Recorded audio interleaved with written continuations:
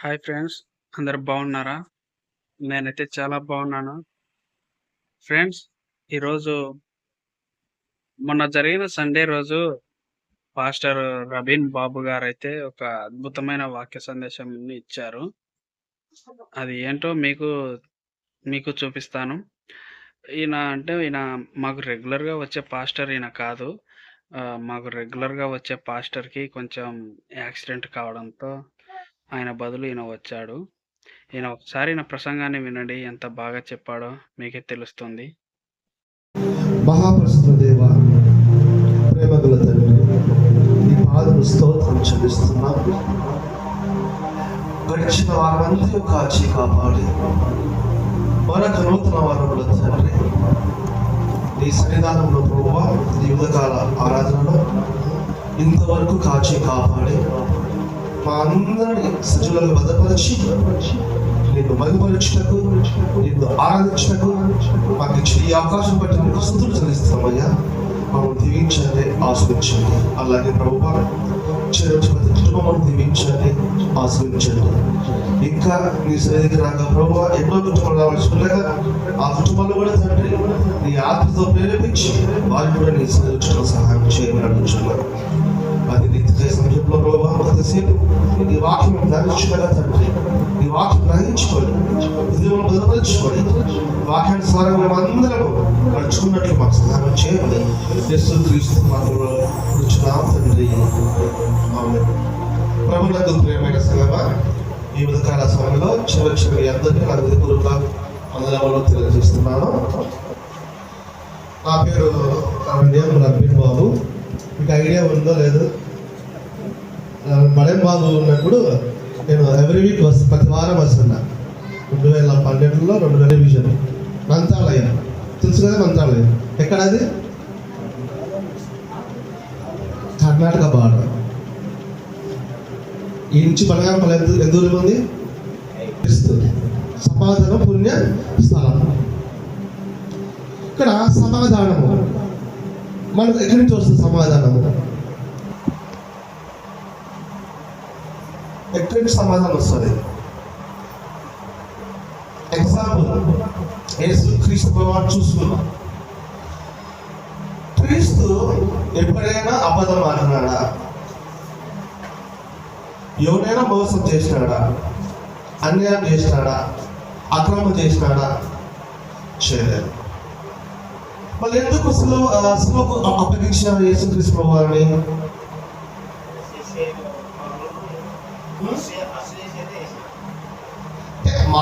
మానవ నైజం ఏదంటే మంచి చేస్తే చెడు, చెడు చేస్తే మంచి. అది మానవ నైజం. ఎందుకంటే మనలో పాపం ఉంది. ఆ పాపం ఉన్నంతవరకు మనలో మంచి ఆలోచనలు రావు. మంచి ఆలోచనలు వచ్చినప్పుడే పీస్ఫుల్గా ఉంటాడు, సమాధానంగా ఉంటాడు. సరే, యేసుక్రీస్తు వారు సభలో ఉన్నాడు. పిలాతు అడిగినాడు, నువ్వు ఏం తప్పు చేసినావని. ఏం తప్పు చేయలేదు అన్నాడు. సరే, చిన్న పిల్లవాడి నుంచి పెద్దల వరకు యేసుక్రీస్తు వారిని సులభయ్యి అన్నారు. కనీసం ఒక్కడన్నా లేచి ఎందుకు యేసుక్రీస్తు వారిని శిలువ వేస్తున్నారు, ఆయన ఏం చేసినాడు, ఏ తప్పిదము చేసినాడని ఒక్కరు కూడా లేడు సభలో. క్రీస్తు నా కోసం ఎవరైనా ఉన్నారమో ఒక్కరైనా అని ప్రభువారు ఆ సభ నుంచి చూస్తా ఉన్నాడు, అటు ఇటు మొత్తం అంతా. ఎవ్వరు? క్రీస్తు బంధువులు ఉన్నారు, క్రీస్తు స్వస్థత చేసిన వారు కూడా ఉన్నారు. అక్కడ శిష్యులు ఉన్నారు, అందరూ ఉన్నారు. ఎవ్వరు లేదు. అప్పుడు ప్రభు వారికి కోపం వస్తుందా కదా? వచ్చిందా?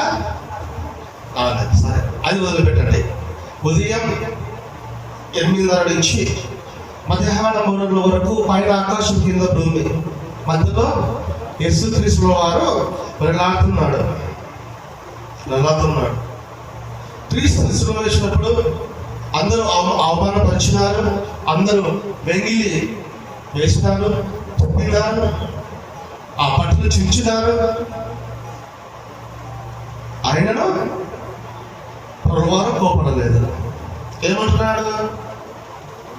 ప్రభువా, మీరు ఏం చేయించున్నారో వీరు ఏం చేయించున్నారో వీరు ఎరగరు కనుక వీరిని క్షమించు. దట్ ఈస్ ద సమాధానం.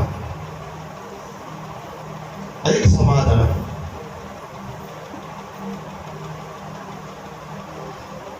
శిష్యులు కళ్ళారా చూస్తున్నారు యేసుక్రీస్తు ప్రభువారిని. చనిపోయిన లాజరు, చనిపోయిన అమ్మాయిని, చనిపోయిన బాబును చూసినాడు. కానీ శిష్యులు మాత్రము క్రీస్తును విశ్వసించలేదు, నమ్మలేదు. నేను మనం అందరం చూడలేదు యేసుక్రీస్తు వారిని, కానీ మనము ధన్యులం. క్రీస్తు మనము ఆరాధిస్తున్నాం కాబట్టి అది సమాధానం. పుణ్యస్థలం అంటే పరిశుద్ధ యూకరిస్తు. ఇప్పుడు యేసుక్రీస్తు వారు యెరూషలేముకి ఎన్నో మాట వచ్చినాడు. యేసుక్రీస్తు వారు యెరూషలేము దేవాలయానికి ఎన్నో మాట వచ్చినాడు, ఎన్ని మార్లు వచ్చినాడు తెలుసు చెప్పండి. చెప్పండి. 3 మార్లు. ఫస్ట్ ఎప్పుడు? ఎన్ని వయసు ఉన్నప్పుడు?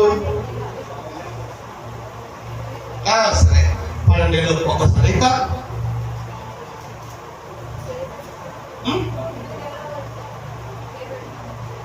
8 నెలల. ఎప్పుడు వచ్చినాడు? ఎన్ని సంవత్సరాలప్పుడు? పరిశుద్ధ గ్రంథంలో ఉంది క్లియర్గా. 8వ ఏట 8వ రోజు. 8 సంవత్సరాలు కాదు మరి, 8వ రోజు మనం అదే న్యూ ఇయర్ జరుపుకుంటాం. అది first time. Second time 12 years. Third time ఎప్పుడు వచ్చినాడు? 3వసారి.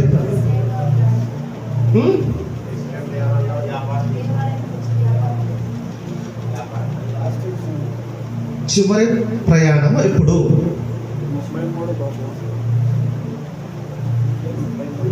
సరే, క్రయ విక్రయాలు చేసినప్పుడు వచ్చిన. ఎందుకు వచ్చినాడికి? యెరూషలేము దేవాలయానికి ఎందుకు పోతారు వాళ్ళు? యూదులు.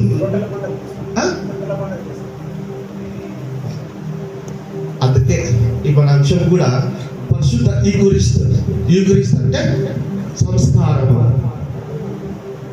ఇది 1445 సంవత్సరం క్రీస్తు పూర్వము ఐగుప్తు నుంచి చిరసాల విడుదల నుంచి ఇశ్రాయేలు ప్రజలు బయటకు వచ్చినప్పుడు కొంతమంది యూదులను పస్కా ఆచరిస్తారు. పస్కా క్రీస్తు కూడా పస్కా ఆచరించినాడా? పస్కా చెప్పండి. ఎప్పుడు ఆచరించినాడు?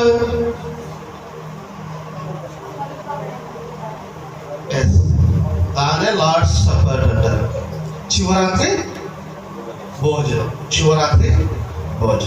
సరే, ఇక్కడ ఎందుకు ప్రభువారు యూదుల ఆచారం ఉంది? పస్కా అంటే 12 ఏళ్ళకు ఒకసారి వస్తుంది ఈ పండుగ. ఇస్రాయేలు ప్రజలకు 3 ఉన్నాయి పండుగలు. పస్కా పండుగ, రొట్టెల పండుగ,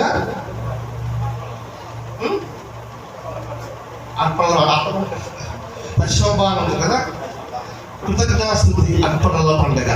ఈ 3 ముఖ్య పండుగ యూదులకు. పస్కా 12 ఒకసారి జరుగుతుంది. సో చిట్టు ప్రయాణము యేసుక్రీస్తు వారు తెల్లవారితే సిలువకు అప్పగిస్తుంటాడు. ఆ రాత్రి ఇచ్చినాడు. ఒకే శరీరము, ఒకే రొట్టె అన్నాడు. సో ఇక్కడ యూకరిస్తు ఎందుకు తీసుకుంటారు? ఇది శరీరము. మనము కబుర్లు తీసుకుంటాం కదా, రొట్టె, ద్రాక్షారసం ఎందుకు తీసుకుంటారు?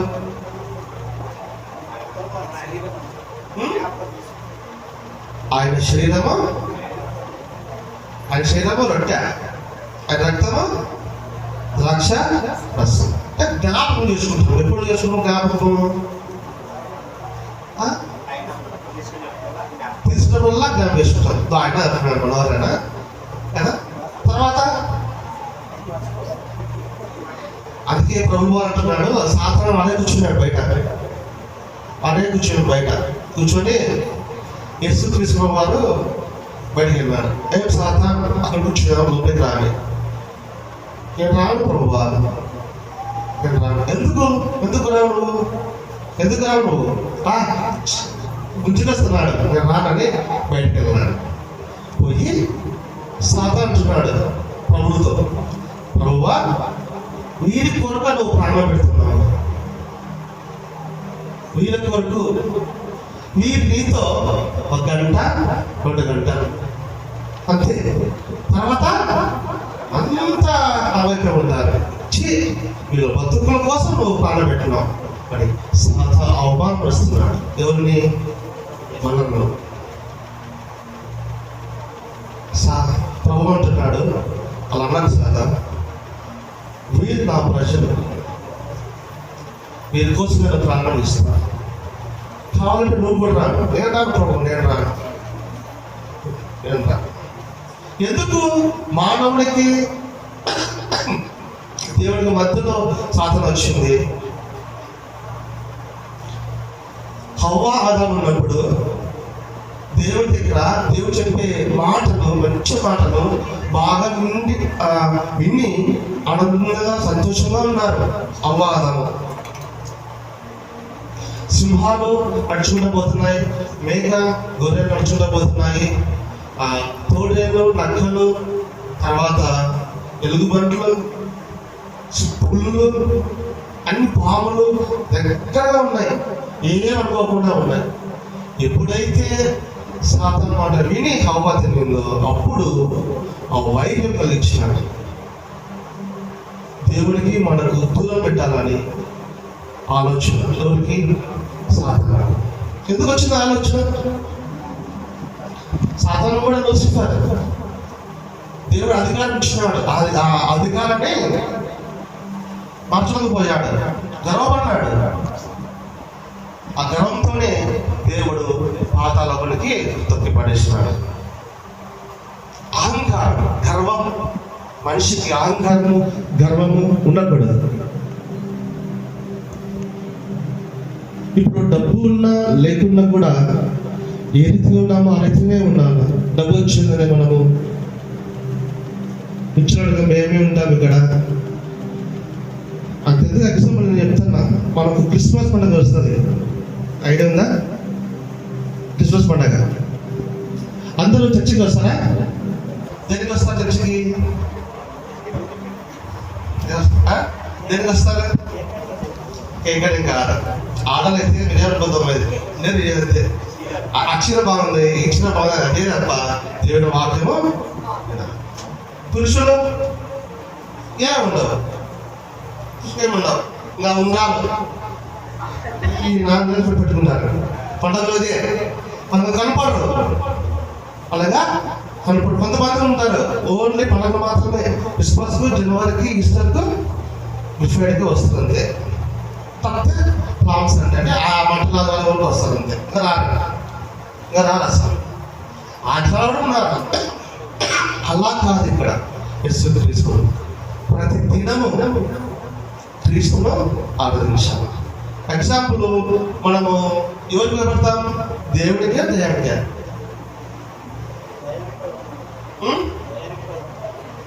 ఇది దయానికే. దేవుడు భయపడరా? దేవుడికి భయపడాల. దేవుడి మందిరానికి వచ్చినప్పుడు నీ పరివర్తన బహుగా జాగ్రత్తగా చూచుకోవడము. కానీ మనం దయాన్ని భయపడుతున్నాం, దేవుడికి కాదు. దేవుడికి భయపడాల, భయభక్తులు కలిగి ఉండాలి దేవుని దగ్గర. ఎందుకంటే మనము సంస్కారం వచ్చినప్పుడు భయభక్తులు రావాలి. ఎందుకంటే మన పాపములు ఎక్కడ ఎవరు క్షమించబడతాయి? దేవుడే మనము క్షమించు.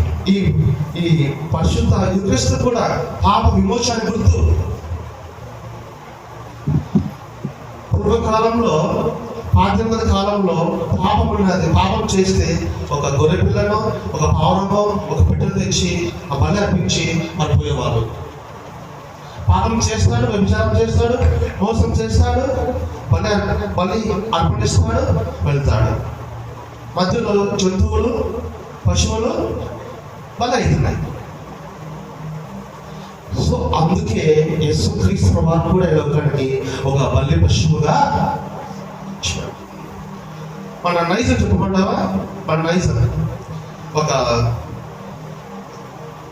గొర్రె ఉంటుంది, భార్యగా గొర్రె ఉంటుంది. ఎగ్జామ్ గొర్రెలే, వాడు సాక్తా ఉంటాడు గొర్రెను. ఒకరోజు ఆ గొర్రెకు ఆలోచన వస్తుంది, అబ్బా మా యజమాని ఎంత బాగా చూసుకుంటున్నాడు, ముగుడుపులు బాగా మంచిగా వేస్తా గడ్డి వేస్తున్నాడు, బాగా ఇలా ఉండాలా అని ఎంత నమ్మకం ఉంటుంది ఆ గొర్రె. కానీ ఈగ తెలియని వరకు ఆ గొర్రెనే యేసుక్రీస్తు ప్రభువు. ఆ యజమాని నీవు నేను మన అలాగ చేసిన యేసుక్రీస్తు ప్రభువు మనల్ని నమ్మినాడు. మనల్ని నమ్మి ఈ లోకానికి వచ్చాడు యేసుక్రీస్తు ప్రభువు. కానీ మనం ఏం చేసినాము? క్రీస్తుని సిలువకు అప్పగించాడు. పౌలు అంటాడు కదా, బతుకుతే క్రీస్తే, చావు అయితే లాభం. అతను కూడా యూదుడే. ఒకప్పుడు క్రీస్తు అనుసరించిన అనుచరులను ప్రతి ఒక్కరు చంపేవాడు, లేకపోతే జైల్లో పెట్టేవాడు పౌలు. అలాంటి వాడు క్రీస్తును నమ్మినాడు, నమ్మకత్వం విశ్వసించినాడు యేసుక్రీస్తు ప్రభువు. అందుకే బతికితే క్రీస్తే, చావు అయితే లాభం అనుకుంటున్నాడు. ఈ పాడు లోకంలో అంటే ఈ లోకం ఎట్టుందంటే కాసేపు నీతో మాట్లాడతారు, ఈ మాట పోయి ఆ మాట చెప్తారు, ఆ మాటలో పోయి అక్కడక్కడ. అదే మన మానవ నైజ. ఎందుకంటే సాతాను మనలో ఉన్నాడు, పాపం ఉంది. ఆ పాపం పోవాలి. ఏం చేయాలి? మనము ఏం చేయాలి? ప్రార్థన చేసుకోవాలి. ఏ సమస్య అయినా ఒకరితో ప్రార్థన చేసుకుంటే దేవుడు తప్పక మనను వేస్తాడు. ఎంతో మంది ఉన్నారు పరిశుద్ధ గ్రంథంలో క్రీస్తున్న వాళ్ళు. ఒక నీయు కుమారుడు, భర్త లేడు, భార్య ఉంది, కుమారుడు ఉన్నాడు. ఆ కుమారుడు కూడా చనిపోయినాడు. ఆ కుమారుడు చనిపోతే అందరూ ఆమెను ఆదరిస్తారా, ఓదారుస్తారా, లేకపోతే తిడతారా? ఓదారుస్తారా? ఏ పాపం చేసిందో ఏమో, భర్త పోగొట్టుకుంది, కుమారుడు కూడా పోగొట్టుకుంది అని ఆమెను చాలా తిడతారు, సముగుతారు, గొరుగుతారు. ఆమె చేసింది ఏమన్నా? చేయలేదు కదా.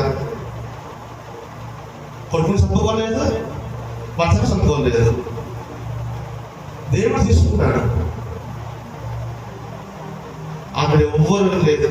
ఆ తల్లి ఎంత తిరుగుతుందో, ఎంత బాధపడుతుందో, కానీ ఆ పక్కన సమాజం అంతా గొనుగుతున్నారు. కానీ తర్వాత పర్యటనకు పోతా ఉన్నారు. ఆ తల్లి ఏడ్చుకుంటా పోతా ఉంది. మార్గ మధ్యంలో యేసుక్రీస్తు వచ్చినాడు. పరిగెత్తుకుంటపై కాలు మీద పడింది. యేసుక్రీస్తు వారు కాలు మీద పడింది. ఎవరు దిక్కు? దేవుడే. బంధువులు, స్నేహితులు ఎవరు రారు. దేవుడు దిక్కు. అక్కడ జరిగింది అక్కడ కూడా ఉన్నారు, ఎవరు పట్టించుకున్నారు. ఆవిడ ఆ తల్లి ఒక భర్త పోగొట్టుకుంది, ఇప్పుడు కూడా కొడుకు పోగొట్టుకుంది. ఎంత దుర్భాగంగా ఉంటుందో, ఎంత అల్లాడుతూ ఉంటుందో ఆ హృదయము. ఆమె కూడా చనిపోయిన పరిస్థితి ఆలోచనలో ఉంటుంది. ఆ మూమెంట్లో పరిగెత్తుకుంటూ వెళ్ళి కళ్ళు పడతాడు. అమ్మ పైకి తెచ్చినాడు, నీ కుమారుడు చనిపోలేదు, నిద్రిస్తున్నాడు అని ఆ కుమారుని చేపట్టుకొని వెళ్ళిపోయాడు. ఎప్పుడైతే కుమారుడు ఇచ్చినాడో ఆ తల్లి సంతోషం, ఆనందం లేకుండా హ్యాపీగా ఆ తల్లి ఆ కుమారుని భుజం నుంచి పెట్టుకొని హ్యాపీగా వచ్చిన రూట్లోనే అందరూ ఆశ్చర్యపడుతున్నారు. ఎట్లా బతికించినాడు, ఎలా వచ్చినాడు, ఎవరు బతికించినాడు? అది అప్పుడు కూడా మానవులు అందరూ సంతోషంగా ఉంటారు, కానీ అప్పుడు కూడా అవమానమే, అనుమానమే. కానీ మనిషికి మనిషి శత్రువు అంటారు. అందుకే ప్రభు వారు నీ పొరుగు వారిని ప్రేమించు. ఏ విధంగా ప్రేమిస్తావో అతను కూడా ప్రేమించు. అప్పుడు కోపం, ద్వేషం, అసూయ, అన్యాయం, అక్రమం, మోసం ఉండదు. సమాధానంగా సాధువుల ఐక్యత కలిగి నివసించడం ఎంతో మేలు, ఎంతో మనోహరం. సమాధానం. అందుకు ఇస్రాయేల్ ప్రజలు కూడా దేవాలయంలో, ఐగుప్తు దేశంలో చర్చలు లేవు, మందిరాలు ఏమి లేవు. ఆయనను వాళ్ళ ప్రార్థన ఆలకించినాడు, వాళ్ళ మొర ఆలకించినాడు 430 సంవత్సరములు. కానీ ఆ ఐగుప్తు చిరసాలప్పుడే దేవుడిని జ్ఞాపకం వచ్చినాడు. ఎప్పుడైతే బయటకు వచ్చినారో అప్పుడు దేవుని మర్చిపోయినారు. సముద్రం అడ్డొచ్చే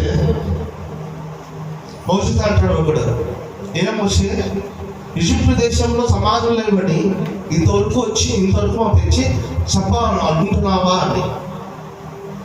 మోసెస్ అంటాడు, నీవు నమ్మిన దేవుడు నిన్ను మనవడు, మోసం చేయడు అని కళ్ళు మూసుకొని ఆకాశం చూసుకొని ప్రార్థన చేస్తే ఆ సముద్రం రెండు పాయలుగా వచ్చింది. సో ఫెయిత్ ఉండాలి ఫస్ట్. ఆ నమ్మకం ఉంటేనే క్రీస్తు దగ్గర వస్తుంది. నేనుండు శ్రమంలో మీరున్నలాగున మళ్ళా నేను వచ్చి మరి నేను తీసుకెళ్తాను అంటున్నాడు యేసుక్రీస్తు ప్రభువారు. ఎంతో మంది బాగుపడినారు, ఆయనను క్రీస్తును మర్చిపోయినారు. తల్లి యేసుక్రీస్తు ప్రభువారు సేవలో ఉన్నప్పుడు అతను తల్లి చూడాల, మరెన్నో చూడాల. ఎంత బాధ ఉంటుంది, ఎంతో వేదన ఉంటుందో మనం కూడా ఊహించుకుంటే మనకు కూడా ఎంతో బాధ ఉంటుంది. మన చనిపోయిన వాళ్ళు జ్ఞాపకం చేసుకుంటే. కానీ మనము చనిపోతే క్రీస్తు దగ్గరికి వెళ్తామని ఆలోచనగా కలిగి ఉండాలి. అయితే క్రీస్తు మార్గంలో నడుచుకుంటూ పోవాలి. క్రీస్తు చెప్పే మాటలు విని గ్రహించుకొని ఆ మార్గంలోనే వెళ్ళాలి. అందుకే ఇరుకు మార్గం విశాల మార్గం అంటాడు. విశాల మార్గం సాధారణది, ఇరుకు మార్గము యేసుక్రీస్తు ప్రభువారు. ఆ విశాల మార్గంలో బంగారం, వెండి, ధనము అన్నీ ఉంటాయి. ఈ ఇరుకు మార్గంలో ముళ్ళ పొదలు, గాజ పొడకలు ఉంటాయి. తొక్కుంటా పోవాలి. ఏది ఈజీగా ఉంటుంది? విశాల మార్గమే ఈజీగా ఉంటుంది. ఈ గాజపులు, ఈ ముళ్ళ ముక్కలు, తొక్కిపులు ఏ అవసరం లేదు కదా. ఇది విశాలంగా ఉంటుంది. సో ఆటోమేటిక్గా మనం అక్కడికి వెళ్తాం, అక్కడికి వెళ్ళాం. సో మనలో పాపం ఉంది కాబట్టి ఆ పాప విమోచనకే ఈ పస్కా యూకరిస్తుంది. యూకరిస్ట్ ఎప్పుడైతే తీసుకుంటావో జ్ఞాపకం చేసుకుంటావు యేసుక్రీస్తు వారు. ఆయనను తీసుకుంటారు, బయటకు వెళ్తానే తిట్టుకుంటా పోతారు.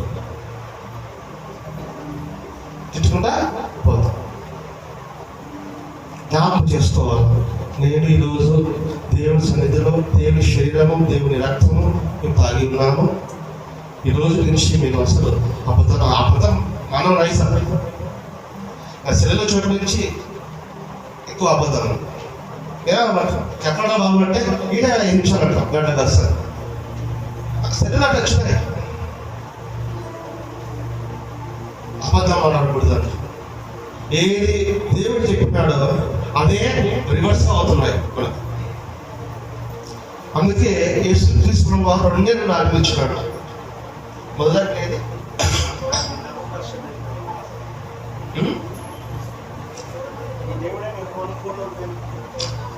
ప్రభు చెప్పాడు అన్నమాట. దేవుడు ఆత్మ కనుక దేవుని ఆరాధించేవారు ఆత్మతోనూ సత్యముతోనూ ఆరాధించవాలను. 2వ మాట నిలవలేని ప్రభువాన్ని ప్రేమించు. మోజెస్ 10 ఆజ్ఞలు ఇచ్చినాడు, 10 మాటలు ఇచ్చినాడు మోజెస్. ప్రభువు తీసేసి 2 మాటలు ఇచ్చినాడు. ఇప్పుడు మోజెస్ ఆజ్ఞలు నేర్చుకుంటారా? ఈ ఆజ్ఞ నేర్చుకుంటారా?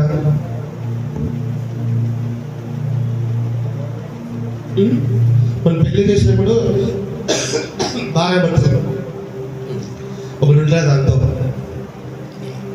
నీ తల్లిదండ్రులను విడిచిపెట్టి నీ భార్యను అత్తుకులోనే ఉంటుంది.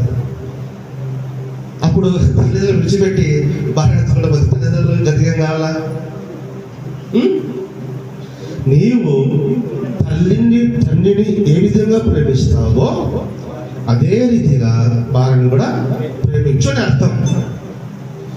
ఇదో బాబు ఒకరు అడిగాను నేను ఒకసారి, ఏదో బాబు అర్థం అలాగే అంటున్నాడు. నాయన నువ్వు మీ నాయన మీ అమ్మను ఎంతగా ప్రేమిస్తావో అంత రీతిగా మీ భార్యను ప్రేమించు అని.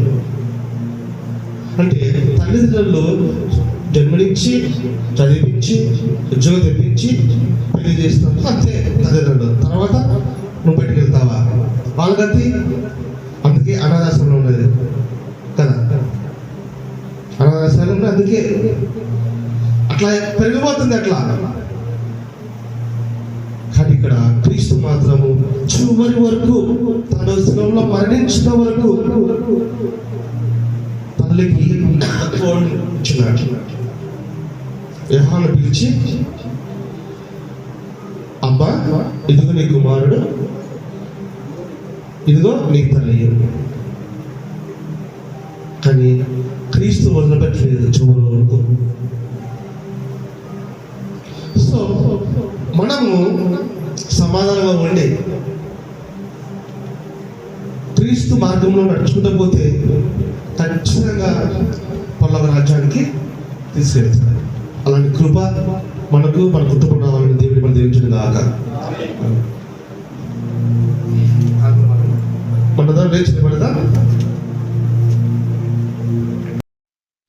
విన్నారు కదా ఫ్రెండ్స్, ఈయన ప్రసంగం ఎంత బాగుందో, ఎంత నీట్గా ఉందో. మీరు ఈయన ప్రసంగాన్ని, ఈయన ఇచ్చిన సందేశానికి మీరు ఏమని కామెంట్ చేస్తారో చూద్దాము. ఈయన చెప్పిన వాక్య సందేశం ఎలా ఉందో ఖచ్చితంగా మీరైతే కామెంట్ చేయండి. ఓకేనా ఫ్రెండ్స్?